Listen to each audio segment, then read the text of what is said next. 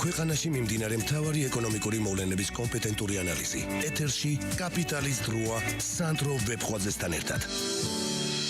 Საღამოშლობის ხალბატონებო და ბატონებო, ეს თქვენი კაპიტალია რადიო Georgian Times-ის ეთერში FM 92-სა და 3-ზე და როგორც მოგეხსენებათ, სამშაბათი და პარასკევი ეს ის დღეებია, როდესაც კომპეტენტურ სტუმრებთან ერთად ძალიან მნიშვნელოვან, ესე ვთქვათ, ბიზნეს აქცენტებს ვსვავთ და ბიზნეს ტემპერატურას ვწევთ ხოლმე, როგორც იტყვიან აქ ამ სტუდიაში. გამონაკლისი ცხადია, არც დღევანდელ პარასკევს არ იქნება და მინდა წარმოგიდგინოთ გადაცემის პირველ ბლოკში ჩვენი სტუმარი ბატონი ბაკურ ხუნდაძე, რომელიც ავტობანის დამფუძნებელია და მასთან ერთად მიმოვიხილავთ, ასე ვთქვათ, პოსტპანდემიურ პერიოდში ეკონომიკურ ტენდენციებს, ზოგადად ბიზნესის ოპერირებას და ასე შემდეგ და ასე შემდეგ. ძალიან საინტერესო მოსაუბრეა ბატონი ბაკური და მასთან ერთად ვესწრებით როგორც წესი დავსვათ, ესე ვთქვათ, მნიშვნელოვანი ბიზნეს აქცენტები, ბიზნეს და ეკონომიკური აქცენტები. საღამოშიდობის. ძალიან დიდი მადლობა საქმიანი დღის ბოლოს რომ ხართ ჩვენთან ერთად. როგორ მიდის საქმეები პირველ რიგში? გაიგრძელება და კარგად. ეს ყოველდღე გასახარელი ამბავია, რა მიმართულებებით, ანუ რეალურად დიდად არ შეგხებიათ, ესე იგი პანდემიის თემები ასე. როცა ის პერიოდი იყო, ხა სრული დაკეტვა რომ მოხდა ქალაქის, რა თქმა უნდა, ის ყველა შეეხო. შემდეგ 2 თვის განმავლობაში, საკმაოდ სწრაფი გადაჯგუფება მოახდინეთ გუნდის, თქვა და მიტანის სერვისი ავამუშავეთ, კოლ-ცენტრი ავამუშავეთ, საკმაოდ მობილურად, რასაც შეიძლება ისე რომ ჩვეულებრივ რეჟიმში რომ მოგვინდობენ ერთი წელიწადი ერთ კვირაში გავაკეთეთ. ანუ თითქოს არ ყოფილა ეს პანდემია. ეს კედელთან რომ მიგაყენებენ ადამიანს და მე ცოტა სხვანაირად მოქმედებ, ეს თემა ჩაერთო. მაშინ რაც სრულად გაიხსნა, აბსოლუტურად სრულად მუშაობთ. მაგრამ თვითონ რასაც გარემოს უყურებს სანდრო, ისევ ყოველთვის მე მივიდივარ იქამდე რომ ჩვენ ქვეყანას ძალიან ხელს უშლის პოსტსაბჭოთა მენტალობა შემორჩენილი ძველი ჩვენი ისტორიიდან რა. და თანუბედურება ის არის რომ ეს მენტალობა ხანდახან ძველ გაზრდებს იმდენად არ ახასიათებთ, რამდენადაც ახალგაზრდებს. სულ არ ნიშნავს რომ რახან არ დაიბადე, თქვა პოსტსაბჭოს სივრცეში რომ ხარ იმ მენტალობის და სულ არ ნიშნავს რომ ახლა იქ დაიბადე თავისუფალი ადამიანი არ იყავი, მე შემხედრია რომ იქ დაბადებულები თავისუფლები არიან, საერთოდ არ აქვს მონური აზროვნება და შეიძლება დღეს იყოს დაბადებული ახალგაზრდა, მაგრამ არ ვიცი რა როგორ ხდება ეს ცოტა ღრმა საკვლევია და აქ რო წავიდოთ ძალიან ღრმა საკვლევ მოგვიწევს გლობალური თემა ასე ვთქვათ. იგივე ის რო თქვა სამსახურში ხალხი უჭირდება და კადრი არ არის. აი ეს პროფესიული კადრების ნაკლებობა რეალურად. სასტიკი ნაკლებობაა პროფესიული კადრების, არა მარტო პროფესიული, დამლაგებელი არ არის. ან მოდის ისეთი რომ ელემენტარული შრომის კულტურა არ ახლავს და ვერ აგებინებ რას თხოვ, რატო თხოვ, რაღაცა რეჟიმს თხოვ, სისუფთავეს თხოვ, რაღაცა იძულებულია რომ იმუშაოს დამლაგებლად და ცხვენია, თუ ცხვენია რაღაცა მუშაობ თქო. ეს ზოგადად პრობლემებია შრომის ბაზარზე. ძალიან დიდი პრობლემებია და აი ეს მეორე ის რომ დელეგირება თითქმის დელეგირების გარშე წარმოიდგინეთ დღეს თანამედროვე გლობალური ეკონომიკა, ხო? ის რომ კონდიციონერის სპეციალისტი მოდის და შენგან ითხოვს ვასწავლო კონდიციონერის დაყენება, ან თუ არ ჩაერია, ცუდად აგიყენებს და არ იმუშავებს, თქვა, ხო? აი მოდის რაღაცა ყველაფერი დელეგირებულია დღევანდელ სამყაროში და მოითხოვა რომ შენი ნიშ მარკეტის, თქვა და ნიშ წარმოების სპეციალისტი იყო. და აი ამ მრავალი, თქვა, ისეთი ფიჭური ელემენტისგან შედგება დღევანდელი ეკონომიკა. თუ კი რომელიმე ფიჭური ეკონომიკა ჩავარდა, ეს ფიჭური 6 კუთხედი იქ უკვე ამას მიყავს მე ყველაფერი ქვევით. კი ბატონო. წევს მთელი ფიჭის ჩამოშლა ხდება, ხო? წარმოიდგინეთ ხა მობილურის წარმოებას, თქვა Apps, რომ ჩაუგდოს Samsung-მა ეკრანის ხარისხი. ჩამოიშალა, ხო? მის ზურგს უკან რაც არის, პროგრამა ჩამოიშალა, აღარაფერს აზრი აღარ აქვს, ხო? ესევე ყველა ელემენტზე პასუხს უნდა აგებდეს ის ნიშ მარკეტზე მომუშავე ადამიანი, ვისგანაც თქვა შენ გჭირდება რაღაცა შემავსებლები, ხო? აი ეს თემა გვაქვს საერთოდ მოშლილი ჩვენ. კი ბატონო. არა და რეალურად ერთ-ერთი უმსხვილესი დამსაქმებელი ბრძანდებით და საგულისხმოა, როდესაც საუბრობთ ამ პრობლემებზე. ნუ ხა ეს შრომით ბაზარზე არსებული პარიტეტი ზოგადად პრობლემები არ ახალია. აქედან გამომდინარე უფრო მეტი ალბათ მიზნობრივი მუშაობაა საჭირო რომ მოხდეს ასე ვთქვათ მენტალობის ამაღლება მათ შორის შრომითი კუთხით. ხო, ნუ ეს უკვე სახელმწიფოს თემა, ხა 0 კლასიდან ხო ბაგაბაღიდან ხო ვერ დავიწყებთ თანამშრომლის აღწევას, ხო? თანამშრომლებს ვასწავლეთ, მაგრამ მას უნდა კონდეს რაღაცა შრომითი კულტურა უნდა გააჩნდეს, ხო? შეეძლოს დაჯდომა, ათვისების უნდა იქონდეს კითხვი, ხო, კითხვას ხო ვერ ვასწავლი, ხო? სამსახურში მოსულს მსურველია, თქვა და ატყობ რომ ვერ წერს, ვერ კითხულობს, რაღაც ელემენტარული თვისებები არ გააჩნია, ანგარიში საერთოდ არ იცის.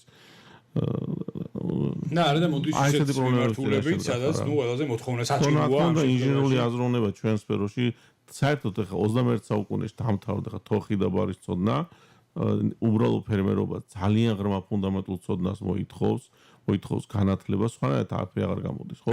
შენ ასევე თქვა, როგორ გაყიდო, როგორ შეფუთო საკუთარი პროდუქცია, ისიც უნდა იცოდე, ვაჭრობაც გესმოდეს, მოყვანაც გესმოდეს და თანამედროვე ტექნოლოგიებიც გესმოდეს, ხო?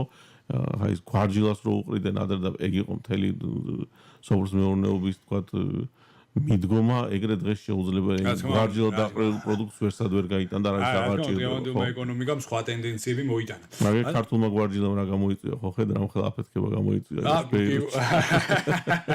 ბეირუნ სამწუხაროა რეალურად ეხა დაღუპულების რაოდენობა იზრდება ყოველდღიურად და ნუ ეს კატასტროფაა რეალურად. უსამძიმრებ რა თქმა უნდა ლიბანელ ხალხს.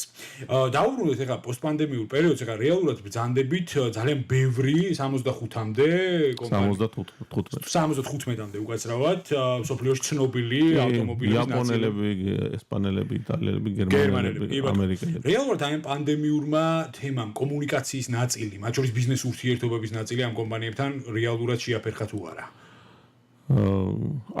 არა, გარკვეულ პერიოდი იყო იქ ხარხნები დაკეტილი, დღეს მუშაობენ, რა თქმა უნდა, ცოტა მენეჯერები გადავიდნენ უფრო ონლაინ რეჟიმში და ეგ დიდი უკვე იმდენად დალაგებული ურთიერთობებია და ყველა თემა გარკვეული გვაქვს, რომ პანდემია ვერ ეხება. ხო, მაგას ახლა ვეღარ ეხება, ვეღარაფერი, უბრალოდ ცოტა უცნაური საერთოდ 24%-იანი ვარდნა აქვს ევროპელებს და ჩვენ მოთხოვნებს გვიზრდიან, თქვა და ვითომ ჩვენთან არ არის პანდემია და საშიშროება და ეს მათი ბიზნეს მენტალობა ასე თქვა და ნუ გასაგებია. წინწები ვეკითხები, რანაირად მივით 24%-იანი ვარდნა გაქვს და მე რატომ თქო წინ წასვლა და გაზრდა ზბრუნების, ხო?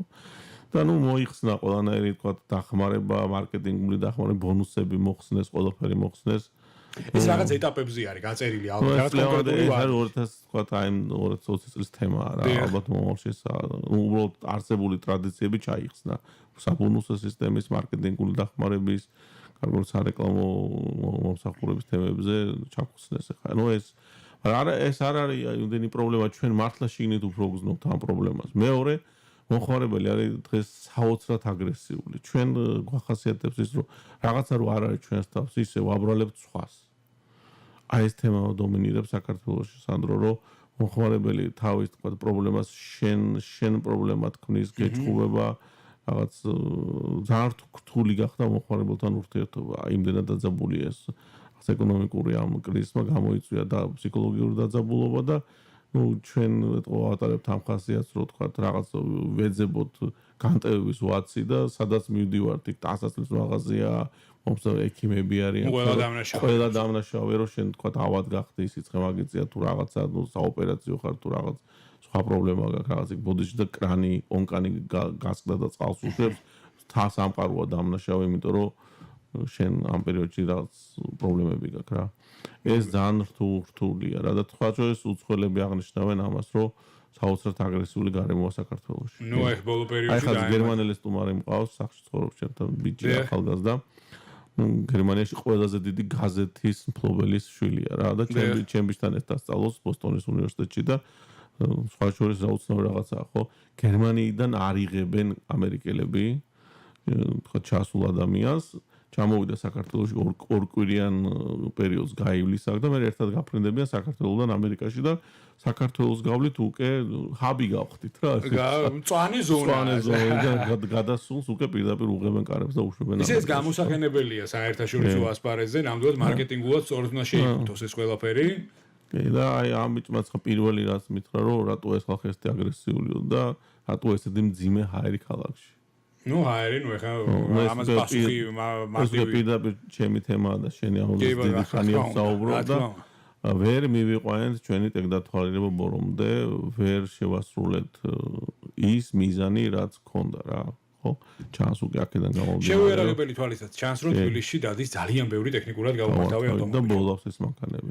კი ბატონო ანუ პრობლემა დარჩა პრობლემას თქვენი ასეთ თქვენი რეკომენდაცია რაღაცას რო ვიწყებთ რაღაცის შენებლობას ის უნდა დავამთავროთ ხო სახურავი უნდა გაუკეთოთ თუ სახურავი არ გაუკეთეთ ის ისე მგრევას დაიწყებს ხო არასრულფასოვანი ამოვიყვანეთ ერთი სართული ორი სართული სახურავი არ დავაფარე და ის სახლი არ არის საცხოვრებლად გამოსადეგი იგივე ხდება ამ პროცესშიც ხო ჩვენ უნდა ნელ-ნელა მიგვეყვანა რაღაც კრიტერიუმებამდე ეს მანქანები გამონაბოლქვ შეგვემცირებინა და აი ამას რაღაც ვერ მოაბით თავი.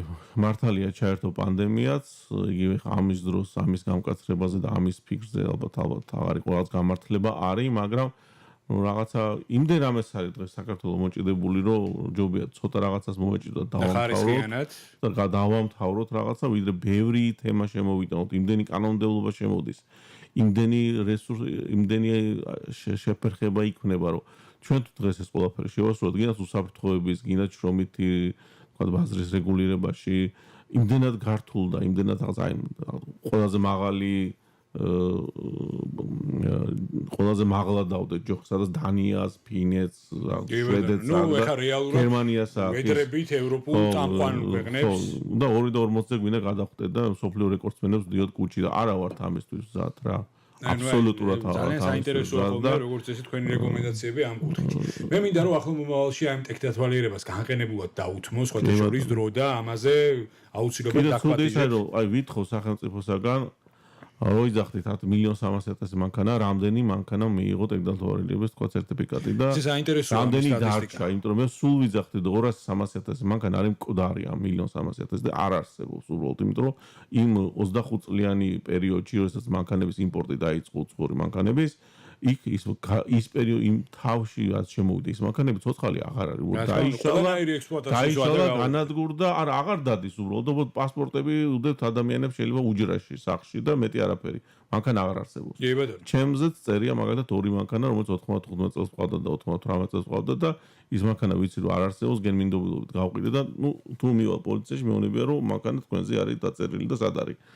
აღარ არის მეუბნები ჩაუმაწერე და მოიტანე საბუთი, არ ვიცი ვის ყავს, სად არის, როგორ არის, არაფერი არ ვიცი. ეს რო გასამართია ხა თავიდან ბოლომდე სხვა აი სტატისტიკა სახელმწიფო ვერაფერს ვერ გვაღირსა რომ სტატისტიკა გამოაჩინა. მე აი ჩამოგართმევთ პირობას რომ ახლო მომავალში აი ამ თემაზე აუცილებლად გავშლით. და მოვიწვიოთ ვიღაცა თქვა შენგასაკუთრების სტატისტიკის ბიურო და რომ ამას დავაუგანებთ გამოფხდებოდეს ეს ჯერ ერთი ხალხი ჭირდება, მეორე ბიზნესებს ჭირდება სტატისტიკები, ჩვენ ამაზე დაყრდნობით რაღაც გათვლებს ვაკეთებთ ხო ელემენტარულად. აბსოლუტურად გეთანხმებით და სხვათა შორის ძალიან კარგი იდეაა, მადლობა. ევროპული ყველა ქვეყანა ყოველი რაღაც კვარტულურად აქვეყნებს, რამდენი მანქანა, როგორ შეიცვალა ბაზარი, რომელი მანქანა დომინირებს, რომელი თქვა ბრენდები დომინირებენ, ну ყველა სფეროშია ესე და მით უმეტეს ავტომობილ სფეროში. კი ბატონო, აბსოლუტურად გეთანხმებით და ახლო მომავალში ამ თემაზე აუცილებლად მოგიწევთ და ბოლოს მინდა გითხოთ ბატონო ბაკურ, თქვენი საქმიანობის ერთ-ერთი მიმართულება არ არის ცხადი ავტობანი, ძალიან საინტერესო კონცეფციის მატარებელ ობიექტს ფლობთ ვერისბახში, სადაც ეწყობა ძალიან კარგი საღამოები, ეწყობოდა პანდემიამდე და იმედია რომ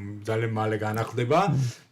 ეს არის ბილიარდის ტურნირები, ეს არის ძალიან საინტერესო კაფე, მეტროპოლზე მაქვს საუბარი, რა ხდება ახლა იქ? ხო, ეხლა ეს კინოს თემას შეეხება, არ მეგონა თუ გაგახსენებოდა სანდრო, მაგრამ მე მახსოვს მუშაობ. მადლობა დიდი, იმიტომ რომ ძალიან დაატვირთულად მუშაობს მაგაზე, რატომღაც ბილიარდი მიაკუთვნეს სათამაშო ბიზნესს. და არ იძლევიან გახსნეს, ამ დროს არის ოლიმპიურ სპორტად არის გასული.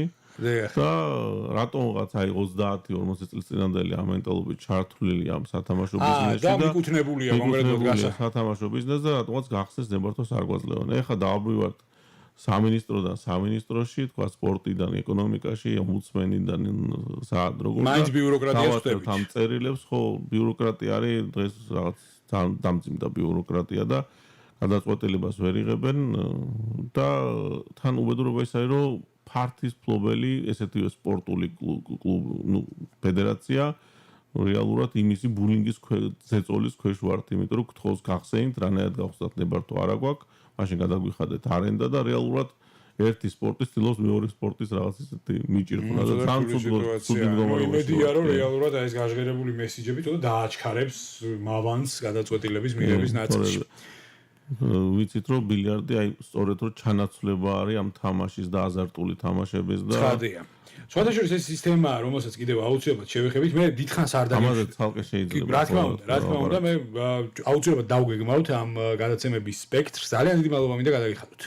გადაცემაში მონაწილეობისთვის გისურვებთ წარმატებებს, ცხადია და ნუ ტექნოლოგიერება იგივე სათამაშო ბიზნესის თემა ცალკეულად.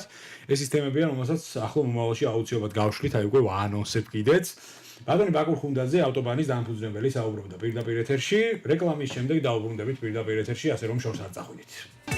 ქვეყანაში მიმდინარე მთავარი ეკონომიკური მოვლენების კომპეტენტური ანალიზი. ეთერში კაპიტალის დროა სანდრო ვებხვაძესთან ერთად. კიდევ ერთხელ სალამი ქალბატონებო და ბატონებო, ეს თქვენი კაპიტალია რადიო Georgian Times-ის ეთერში FM 92-ზე და 3-ზე და ახლა ამ ბლოკში ჩვენ ვისაუბრებთ ღვინის სექტორზე, ღვინის ბიზნესზე და მინდა წარმოგიდგინოთ ძალიან საინტერესო სტუმარი, რომელთან ერთადაც მოვახდენთ ანალიზს, შეიძლება ითქვას, ინდუსტრიის და მის წინაშე არსებული გამოწვევების, მაშ ასე წარმოგიდგენთ თბილ ღვინოს დამფუძნებელს ბატონ გაგა მარგველაშვილს, მოგესალმებით, ძალიან დიდი მადლობა იმისთვის, რომ საქმიანი დღის ბოლოს გამონახეთ დრო და ხართ ჩვენთან სტუმრად. პირველ რიგში მე მინდა გითხოთ ბატონო გაგა, როგორ აფასებთ რეალურად პოსტპანდემიურ პერიოდს, რას გვეუბნებიან ციფრები ამ კუთხით და როგორია სიტუაცია, თბილ ღვინოს პრიზმაში. კეთილი, პირველ რიგში მადლობა მოწვევისთვის, სასიამოვნოა თქვენთან სტუმრობა. რაც შეეხება პოსტპანდემიურ პერიოდს, მე მინდა ვთქვა, რომ ზოგადად ჩვენმა დარგმა საკმაოდ ღირსეულად გაუძლო ამ გამოწვევას, მიუხედავად იმისა, რომ წლის დასაწყისში დარგის საერთო მაჩვენებლები ჩამორჩებოდა გასული წლის მაჩვენებლებელს, მიმდინარე წლის 7 თვის მაჩვენებლებით პრაქტიკულად გაუთანაბრდა, რამდენიმე პროცენტით გადააჭარბა კიდეც გასულ წელს.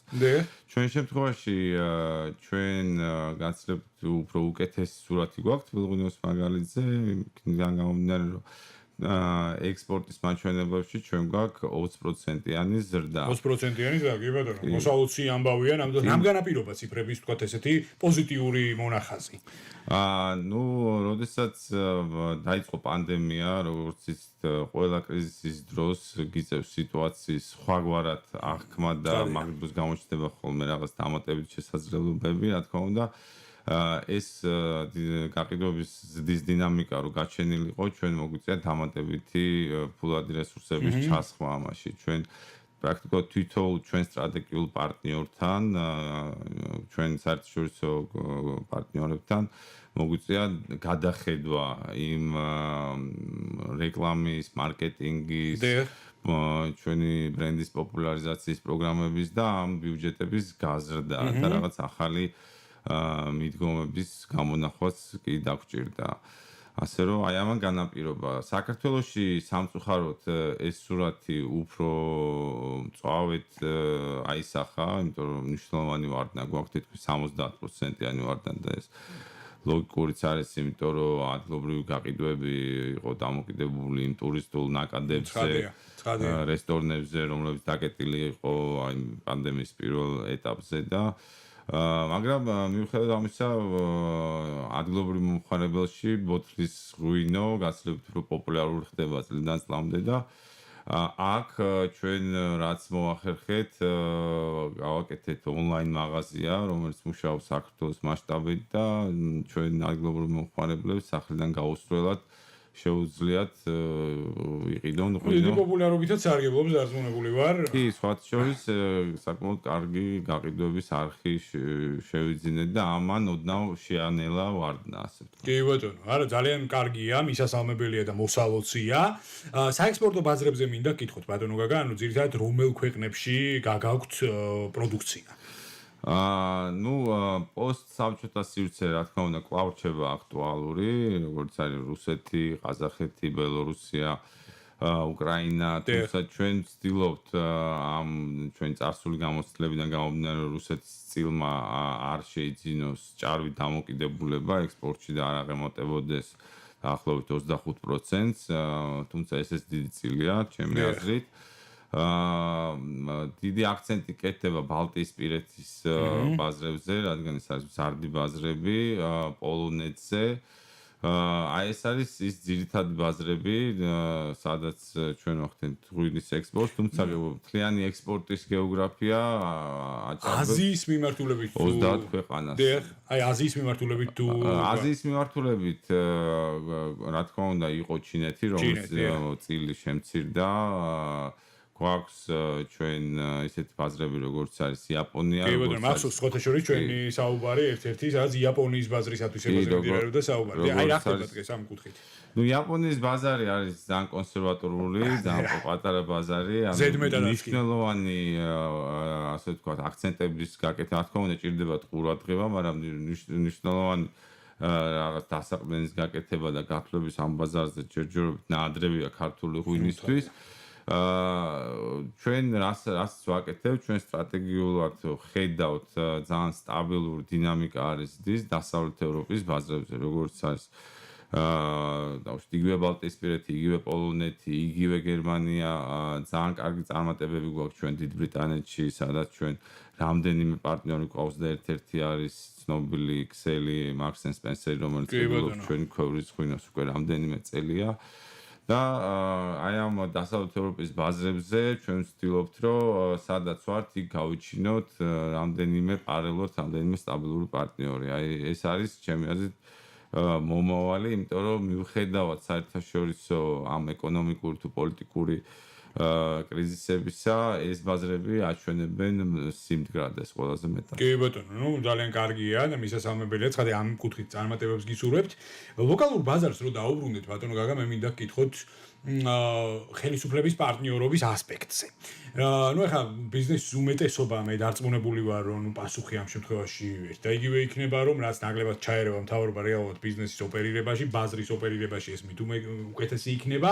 თუმცა ჩვენ მაინც მივედით მივახლოვდით მაინც იმ მანკიერ პრაქტიკას, რაც გქონდა, რაც დავასრულეთ 2 წლის წინ. სუბსიდირებულ რთველზე მინდა გკითხოთ. რეალურად, ეხლა არ არის ეს კარგი ცხოვრებით გამოწვეული, ძნელბედობა მაჩვენა, რომ საჭიროა გახდათ ურმე ისევ სახელმწიფოს ჩარევა ამ კუთხით, ბიუჯეტიც გამოიყო სოფლის მეურნეობის შესაბამისი ასიგნებებიდან და წელს გვექნება პირველი სუბსიდირებული თველი 2 წლიანი პაუზის შემდეგ. როგორ შეაფასებთ რეალურად სახელმწიფოს ამ ნაბიჯს, რამდენად ჭირდება დღეს ბაზარს მსგავსი ტიპის ინექცია და მოკლედ რამდენად სწორი გადაწყვეტილება იყო? კეთილი, რა თქმა უნდა, ალბათ ყველა იმთავრდებით იმაზე, რომ უმჯობესია ეკონომიკის არც ერთ დარგს არ ჭირდებოდეს სუბსიდია. მაგრამ თუ დაჭირდა, რა თქმა უნდა, ძალიან კარგია, თუ კი სახელმწიფოს შეუძლია, თუ რო ქონდეს რესურსები, რომ ეს სუბსიდია გამოყოს. ჩვენ შემთხვევაში სახელმწიფომ დაინახა, რომ ამ პანდემიის პირობებში არსებობს რისკი იმისა, რომ ქართული ღვინის ექსპორტი ვეღარ გაიზარდოს იმ ტემპით და კიდევ უფრო მეტი რისკი შესაძლებელი არის, რომ შემცირდეს. მოსავლიანობა კი წლიდან წლამდე იქიდან გამომდინარე, რომ მევენახეები და დიდი კომპანიების უმატებენ სავენახე მასივებს, მოსავლიანობა შესაბამისად მატულობს და ზოგადად წელევანდელი რთველიც იქნება ჭარბმოსავლიანი.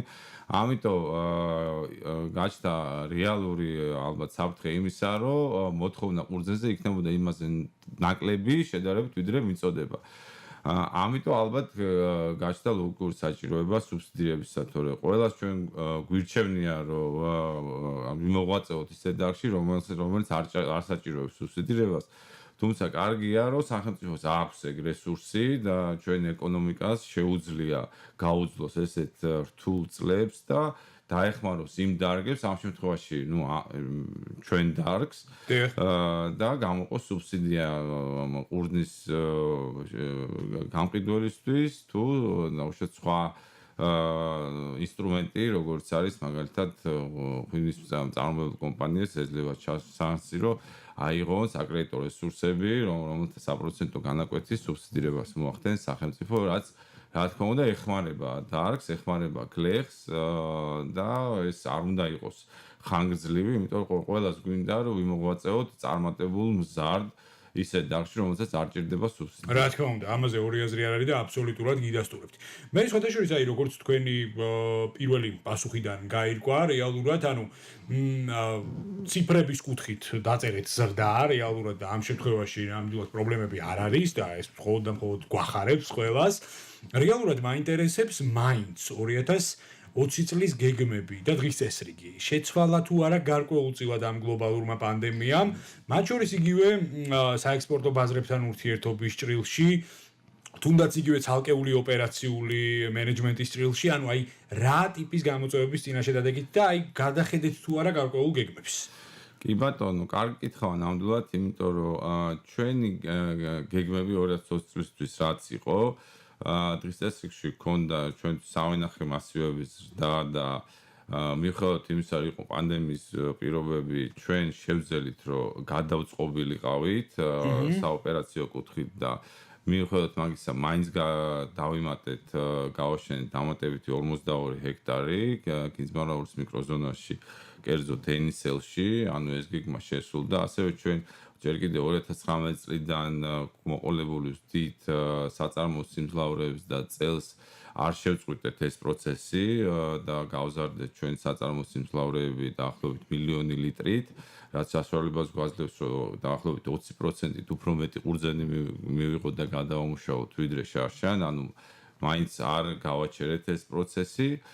და გქონდა დაგეგმილი რაღაც ახალი პროდუქტების გამოშვება, მიუხედავად იმისა, რომ ბაზარი, ასე ვთქვათ, თუნდაც ადგილობრივ შემცირდა, მაინც გამოუშვით ჩვენ ახალი ღვინო მწვანე და ასევე გამოუშვით 3 წლის დაძველების ბრენდი, რომელმაც ძალიან გაგვახარა, მიმდინარე კვირის დასაწყისში გამოგვეხდა ლონდონის საერთაშორისო კონკურსის შედეგები და ჩვენმა ბრენდმა დაიმსახურა ბრინჯაოს медали, რაც გილოცავთ, მოსაუცი ამბავია, ხა ლონდონის კი, ნამდვილად ეს ისეთი კონკურსია ლონდონის საერთაშორისო ღვინისა და ალკოჰოლის კონკურსები, სადაც რომლის ბრინჯაოც ბევრი სხვა საერთაშორისო კონკურსი შეიძლება ოქროსაც.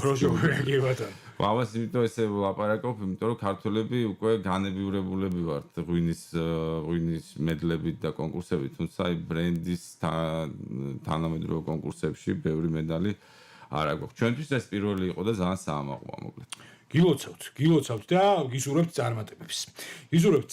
აქვე პირობასაც ჩამოგართმევთ, რომ ჩვენი სტუმარი კიდევ არაერთხელ იქნებით და ყოველთვის საინტერესოა თქვენთან საუბარი. მოკლედ და მე დარწმუნებული ვარ, რომ ჩვენმა რადიო მსმენელმა ღვინის ბაზრის შესახებ ძალიან საინტერესო აქცენტები მოისმინა ბატონი გაგა მარგველაშვილისგან. დიდი მადლობა კიდევ ერთხელ თქვენ.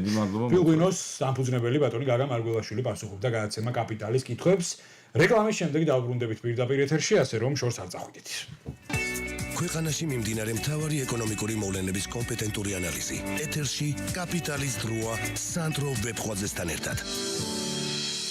კიდევ ერთხელ სალამი ქალბატონებო და ბატონებო და ახლა გვექნება ძალიან ინოვაციური, კრეატიული და ძალიან საინტერესო ბლოკი და მინდა უმასპინძლოთ ძალიან საინტერესო სტუმარს, ჩემს მეგობარს, კომპანია Virex-ის დამფუძნებელ ბატონ ნიკა როსტომაშვილს, რომელიც დღევანდელი გადაცემის სტუმარია. მოგესალმებით, ძალიან დიდი მადლობა თქვენი დროისთვის და იმისთვის, რომ საქმეების ბოლოდ ხართ ჩვენთან სტუმრად.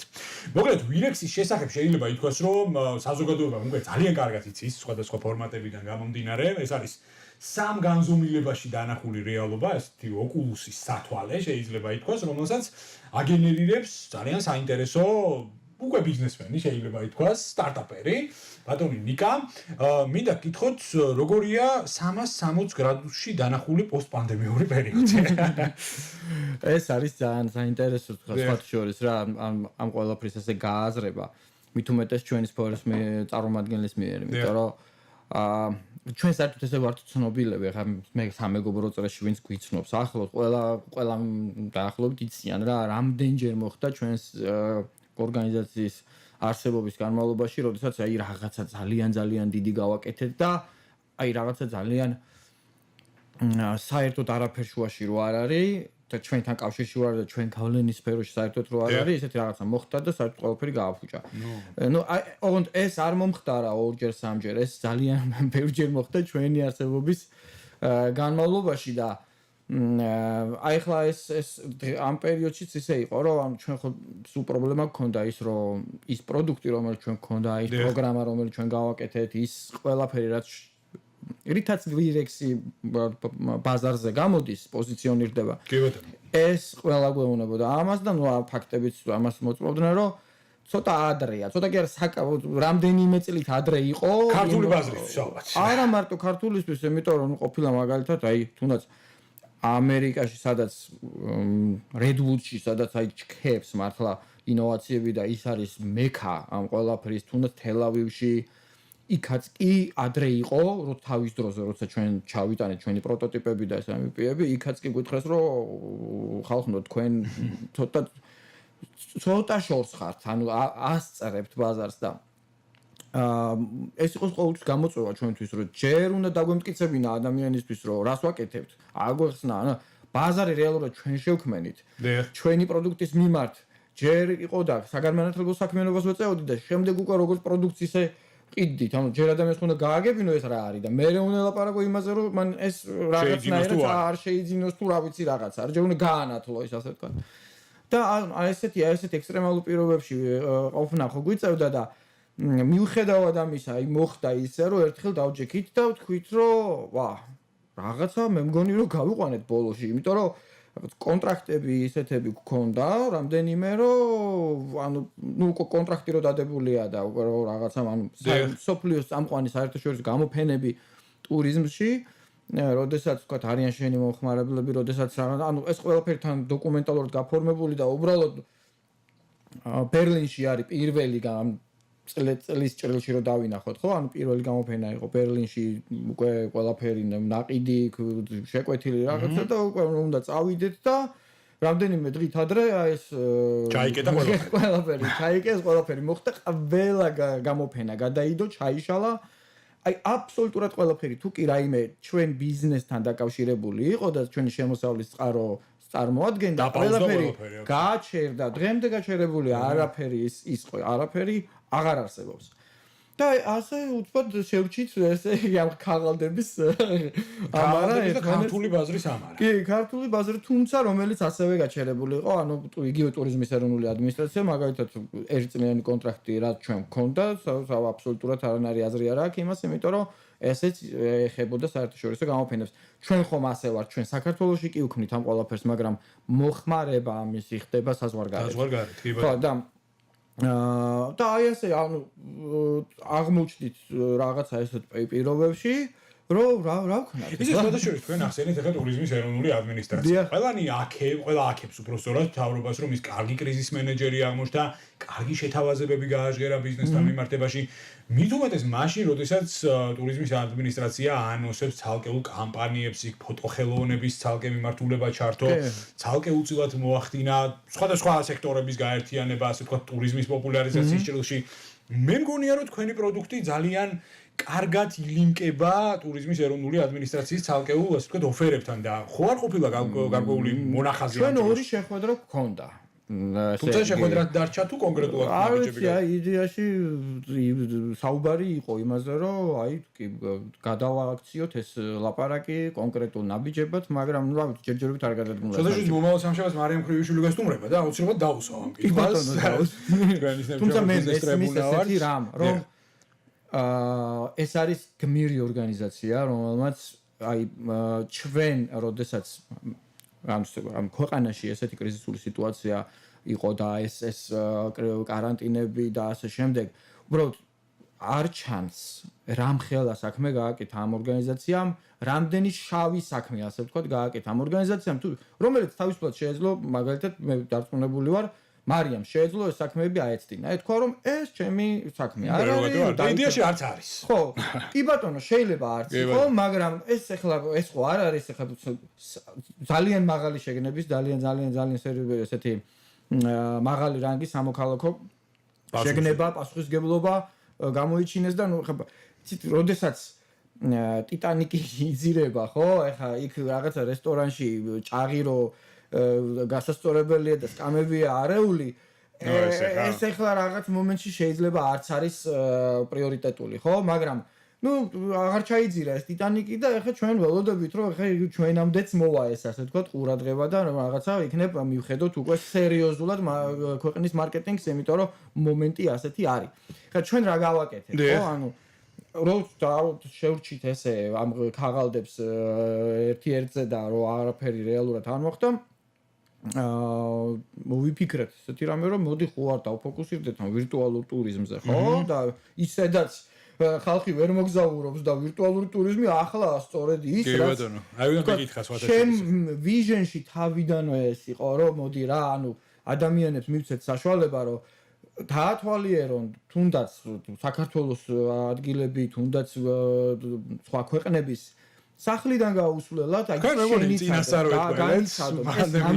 ნამდვილად მქონია მე ჩანაწერებიც არსებობს ამისი, სადაც მე მithქვამს რომ იქნება დრო, მომენტი, როდესაც თქვათ ეს ადამიანები თავს შეიკავებენ ასეთ ინტენსიური მოგზაურობისგან, საზოგადოება თავს შეყრის დიდ ასეთ ადგილებში ყოფნისგან. ეხლა მე არა ვარ გენიოსი, ეს უბრალოდ შესაბამისი ლიტერატურა და რაღაცები. ფაქტია რომ ნახო, ხო, ანუ იქ გასაგები იყო რომ ესეთი რაღაცა მოსალოდნელი იქნებოდა. და ჩვენ მივემართებოდით მაგეთკენ, რომ ან ჩვენ გავგეკეთებინა ვირტუალური ტურიზმის პლატფორმა, თავიდან გავაკეთეთ ეს შშმ პირთათვის და დღეს თქვათ ჩვენ აი ძალიან ახლო ვართ იმასთან რომ აი ეს პლატფორმას უკვე გაუშვათ მოხმარებაში და აი კულტურული მემკვიდრეობის დაცვის ეროვნული სააგენტო იყო პირველი რომელმაც ეს ყველაფერი გამოიყენა და ოღონდ ფიზიკური მოწყობილობებით დადგმა მოხდა. და ახლა შემდეგი ნაბიჯი ის არის რომ აი ეს პლატფორმა გავხსნათ და უკვე ნებისმიერ ადამიანს სახლიდან გაუსვლელად თქვათ შეეძლოს თუნდაც ვარძის დათვალიერება, უფლისციხის დათვალიერება ეს რამდენიმე საქმეს ერთდროულად აკეთებს რა ანუ ერთი ის არის რომ ძეგლის ცვეთისგან ვიცავთ რაც ძალიან მნიშვნელოვანია და ასევე ის არის ბევრი ადამიანი რომელსაც ფიზიკურად არ შეუძლია ახლა მუცოს ვერ დაათვალიერებს ეს ადამიანი ვერ ასწროს ხო ანუ რაღაც ფიზიკური შეზღუდვების გამო და ჩვენ ამ შესაძლებლობას ხსნის რომ ამ ადამიანმა მარტო ეს სურათებით კი არ ნახოს რაც თქო არ არის ესეთი შთამბეჭდავი მან ეს განიცადოს აი ამ სათვალეს და ამ ტექნოლოგიის საშუალებით რომელიც დღეს კიდევ უფრო ეფექტიანია კიდევ უფრო ვაუ ესეთი საქმე რა ეფექტია ამ ყველაფერს და კიდევ უფრო წინ წავა იმიტომ რომ უდიდესი ინდუსტრიები უდიდესი კომპანიები ჩაერთვნენ აი ამ ფერხულში მარტო ის რამდენად მარტო ერთ სახელგვარს გეტყვით მარკ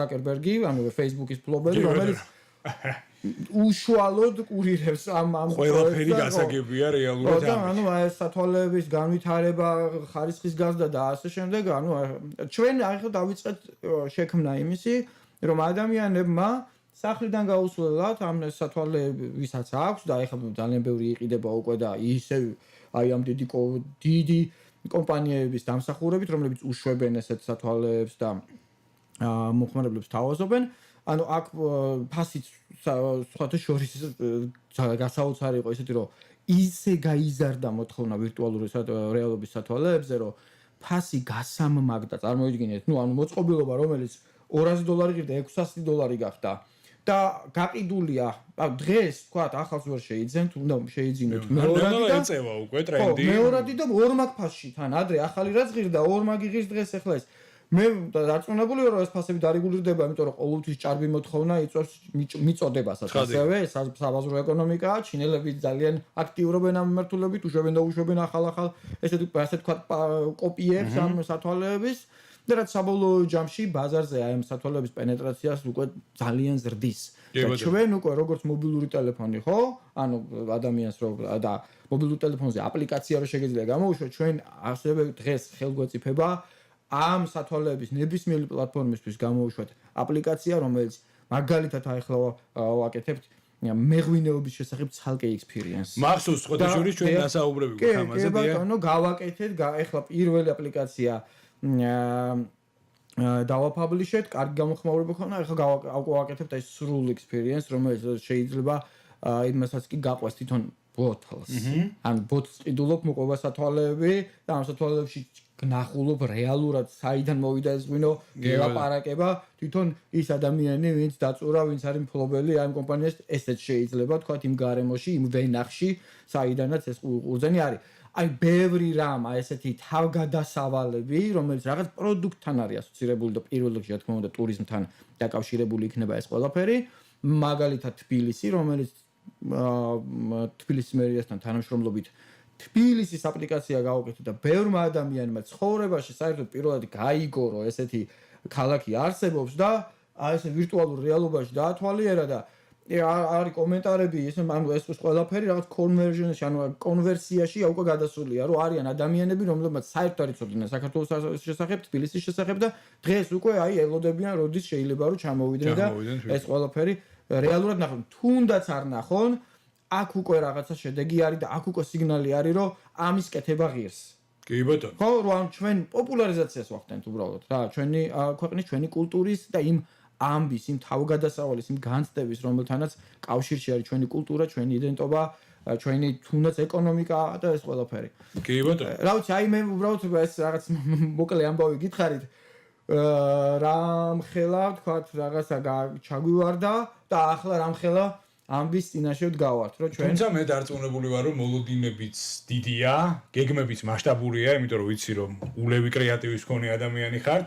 შესაბამისად პროდუქტიც შეიძლება ითქვას უკვე აიტაცა საზოგადოებამ ძალიან კარგად და მთავარი ჯერი ხა მე მაინც გონია რომ საქართველოს ბაზარზე მაინც მთავრობაზე იქნება, იმიტომ რომ პარტნიორობის ასპექტში მე მაინც გონია რომ სახელმწიფო შეიძლება იყოს თქვენი ძალიან კარგი პარტნიორი. იგივე ტურიზმის ეროვნული ადმინისტრაცია, სოფლის მეურნეობის სამინისტრო, ეკონომიკის სამინისტროს ხოლგის ქვეშ არსებული სტრუქტურები ასე შემდეგ და ასე შემდეგ და მე მგონია რომ სახელმწიფოც უნდა დაგეხმაროს თქვენი ძალიან მნიშვნელოვანი ჩვენ ამის აღიარება ნამდვილად არ შეიძლება ეს არ ითქვას რომ ინოვაციების და ტექნოლოგიების სააგენტოს სახით ჩვენ და არა მარტო ჩვენ ეკოსისტემამ ძალიან სერიოზული პარტნიორი შეიძინა და ძალიან დიდი ბიძგი მიეცა ზოგადად ამ სააგენტოს მხრიდან ეკოსისტემის განვითარებას. ფინანსებზე ხელმისაწვდომობის ასპექტი გაუმჯობეს და ბაზარზე დღესდღეობით. რას გულისხმობ? იმ ფინანსებს რომელიც საგრანტოა თუ იმ ფინანსებს რომელიც კერძო ინვესტიციაა. კარგი რემარკა ამ შემთხვევაში ორივეს, იმიტომ რომ ერთის მხრივ გრანტების ნაწილი, რომელმაც შეიძლება შემდეგ უკვე angel ინვესტორების, თქვა კაპიტალი წაახალისოს, კონტრიბუცია. მე დღეს ცალსახად ხედავ იმას, რომ დღევანდელი ხელისუფლების კურსი, ხედვა, რა ვთქვათ, სტრატეგიაც, ფასეულობების დონეზეც კი არის ესეთი, რომ ჩვენ არასდროს არ დავაძალებთ კერძო სექტორს რაღაცის გაკეთებას. ცხადია ეს ხა. თუ არ მე მეგეთქვით რომ არის ძალიან ბევრი ქვეყანა, ათეულობით ქვეყნის მაგალითი შეიძლება მოვიყვანოთ, სადაც მოხდა ესე რომ დაიბარეს ბიზნესმენები უთხრეს, თქვენ უნდა ჩადოთ ცოდნად ტევად ცოდნის ეკონომიკის ასე ვთქვათ სფეროში ფული, უნდა ინვესტიცია გააკეთოთ ესეთი პროექტების, ინოვაციური შემთხვევაში, თუ არა და ჩვენ გვეწინება. ანუ ხელისუფლებას ეს პირდაპირ უთხრეს, რომ ჩაადებინეს ფული. ანუ ესეთი რაღაც ყოფილა. ეს არ მოხდება ამ ქვეყანაში, ამ ხელისუფლების პირობებში და პრინციპში ეს კარგია. რა თქმა უნდა, ეს არც უნდა მოხდეს. ამიტომ ჩვენ უნდა გამოვრიცხოთ ის საკითხი, რომ თქვათ ახლა თვითონ კერძო სექტორი რას იზამს, ეს გამოჩნდება. თუმცა სახელმწიფომ ამის წასახალისებლად გააკეთა არაერთი ძალიან საინტერესო ესა რა ქვია მექანიზმის შექმნა კონკრეტული ინსტრუმენტებია შექმნილი მაგალითად თანადაფინანსების გრანტი ხო ანუ სასწავლი რაღაც ანუ კერძო სექტორი რამდენსაც გაძლევს თანხას ინვესტიციის სახით ერთი იმდენს გრანტის სახით უმატებს უმატებს ინვესტორს და არა კომპანიას ხო აგერ ავთო იყო ჩვენთან სტუმრად რამდენიმე დღის წინ და ერთ-ერთი კომერციული ბანკი არ დავასახელებ ხა რეკლამაში რო ჩაგვეთვალოს კომერციული ბანკი დააინტერესა ჯიტამ ეს ხო სტარტაპ ეკოსისტემის ნონსენსი თუმცა მე კი მესმის იქ ჩვენი მეგობრები მოხდა ისე რომ მაგბანკმა წაიყვანა მაშინ რა ქვია თავის წიაღში ანუ ყოფილი ასე ვთქვათ სტარტაპერები და ინოვაციური ბიზნესი და მათი იმპულსები შიგნიდან უკვე მე ეს ამბავი წამოვა. ციხე შიგნიდან წყდება, მაგრამ კარგია რომ გაწყდა ამ შემთხვევაში. რას ამბობ, ხო. ნიკა, ძალიან დიდი მადლობა, მინდა გადაგიხადოთ. ტრადიციულად საინტერესო საუბრისთვის მინდა გისურვოთ წარმატებები და ჩამოგართოთ პირობა, რომ ჩვენი სტუმარი კიდევ არაერთხელ იქნებით და ნუ შემდეგში უკვე მიმოვიხილოთ სტარტაპ ეკოსისტემა ძალიან საინტერესო იქნება. თქვენი კომპეტენტური აზრი ამ ნაწილში და არა მარტო ამ ნაწილში.